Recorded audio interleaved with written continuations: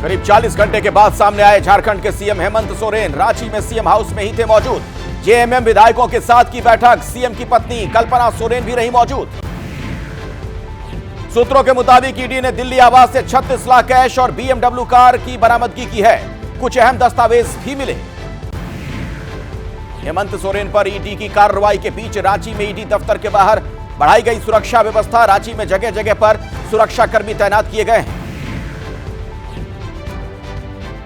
रांची में मुख्यमंत्री आवास, ईडी ऑफिस और राजभवन के 100 मीटर के दायरे में धारा 144 लागू। धरने प्रदर्शन पर रोक। रात 10 बजे तक धारा 144 का आदेश। राजभवन पहुंचे थे झारखंड के डीजीपी और होम सेक्रेटरी। झारखंड के राज्यपाल सीपी राधाकृष्णन ने राज्य के मौजूदा हालात पर तलब किया था। सीएम हेमंत सोरेन पर बीजेपी का पोस्टर अटैक। गुमशुदा का पोस्टर किया था जारी। सोरेन को बीजेपी ने बताया था लापता। सीएम सोरेन पर झारखंड बीजेपी प्रदेश अध्यक्ष बाबूलाल मरांडी का हमला। कहा, छुपकर भाग रहे मुख्यमंत्री, राज्य में है असंवैधानिक संकट। बीजेपी सांसद निशिकांत दुबे ने झारखंड में राष्ट्रपति शासन की मांग की। सीएम सोरेन को बताया था भगोड़ा। कहा, पत्नी को बनाना चाहते हैं सीएम। जेएमएम के प्रवक्ता मनोज पांडे बोले, सभी को तैयार रहने के निर्देश दिए गए हैं। अगले 48 घंटे बहुत अहम है, हमें झारखंड को बचाना है। सियासी दलों पर हो रहे ईडी के एक्शन पर बोले आरजेडी के नेता मनोज झा। कहा, विपक्ष को मान लेना चाहिए कि चुनाव के साथ जांच एजेंसियों से लड़ना है। लैंड फॉर जॉब मामले में बढ़ती लालू फैमिली की मुश्किल। लालू यादव के बाद अब तेजस्वी की बारी। ईडी के सामने पेश हुए तेजस्वी यादव। ईडी ऑफिस के बाहर लगा आरजेडी कार्यकर्ताओं का जमावड़ा। तेजस्वी यादव के समर्थन में लगाए गए नारे। तेजस्वी की गाड़ी के पास समर्थकों की भीड़। बिहार के उप मुख्यमंत्री सम्राट चौधरी का लालू प्रसाद पर हमला। कहा, जब सीएम थे तब चारा खा गए, रेल मंत्री बने तो हजारों बच्चों की नौकरी खा गए। कथित कोविड बॉडी बैग घोटाले में मुंबई की पूर्व मेयर किशोरी पेडनेकर की ईडी के सामने पेशी। किशोरी पेडनेकर ने ईडी से मांगा था समय। खिचड़ी घोटाले के आरोप में संजय राउत के भाई संदीप राउत को ईडी ने बुलाया। संजय राउत बोले, विपक्ष के खिलाफ हो रहा ईडी का गलत इस्तेमाल। बजट सत्र से पहले केंद्र सरकार ने बुलाई सर्वदलीय बैठक। सभी दलों से सत्र के एजेंडे पर चर्चा। 1 फरवरी को पेश होगा अंतरिम बजट। सर्वदलीय बैठक के बाद बोले केंद्रीय मंत्री प्रहलाद जोशी। कहा, सरकार हर मुद्दे पर चर्चा के लिए तैयार। इंडिया गठबंधन का ब्रेन हो चुका है डेड। लोकसभा चुनाव की तैयारी को लेकर बीजेपी समन्वय समिति की बैठक। पार्टी अध्यक्ष जेपी नड्डा समेत सभी सदस्य समिति के मौजूद रहे। कई अहम मुद्दों पर चर्चा भी हुई।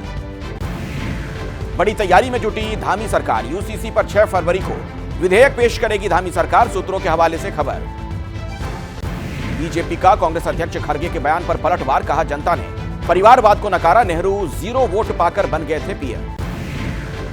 पश्चिम बंगाल के उत्तर दिनाजपुर में मुख्यमंत्री ममता बनर्जी ने पदयात्रा निकाली। सीएम ममता ने स्थानीय लोगों से बातचीत भी की।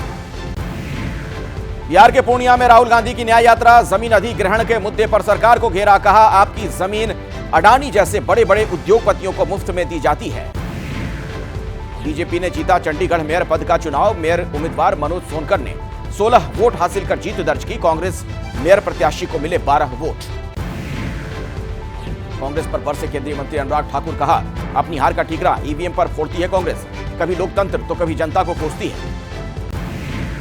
आरएसएस के नेता रंजीत श्रीनिवास की हत्या के मामले में केरल की स्थानीय कोर्ट ने पीएफआई के 15 एक्टिविस्ट को सुनाई मौत की सजा। 19 दिसंबर 2021 को हुई थी आरएसएस नेता की हत्या। केंद्रीय नागरिक उड्डयन मंत्री ज्योतिरादित्य सिंधिया और उत्तराखंड के सीएम पुष्कर धामी की जनता को सौगात। आरसीएस उड़ान के तहत देहरादून पिथौरागढ़ मार्ग का उद्घाटन किया।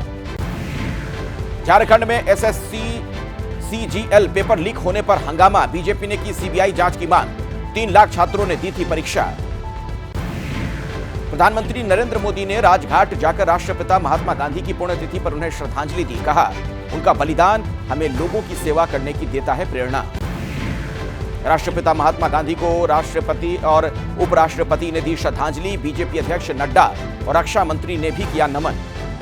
बिहार के अररिया में कांग्रेस के सांसद राहुल गांधी ने महात्मा गांधी की 76वीं पुण्यतिथि पर श्रद्धांजलि दी। कहा, बापू ने जो सिखाया हम वही कर रहे हैं।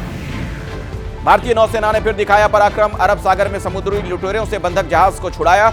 19 पाक नागरिकों को भी सुरक्षित बचाया गया। जम्मू में आतंकी साजिश नाकाम। सांबा कठुआ बॉर्डर पर संदिग्ध बैग मिला। शेरपुर इलाके में मिले आईईडी को निष्क्रिय किया गया। पंजाब के लुधियाना में कपड़े की फैक्ट्री में लगी आग। दमकल की गाड़ियों ने मौके पर पहुंचकर आग पर काबू पाया। चंडीगढ़ के सेक्टर 52 में फर्नीचर मार्केट में लगी भयंकर आग। 7 दमकल गाड़ियां पहुंची, 6 दुकानें खाक, लाखों का फर्नीचर स्वाहा। कड़ाके की ठंड के बीच अयोध्या पहुंच रहे श्रद्धालु। घने कोहरे के बीच सुबह तड़के रामलला के दर्शन के लिए लग रही श्रद्धालुओं की कतार। घने कोहरे और शीतलहर की चपेट में दिल्ली एनसीआर। आज सुबह कोहरे की चादर में लिपटा दिल्ली एयरपोर्ट। घने कोहरे की वजह से कई उड़ानों पर इसका असर पड़ा है।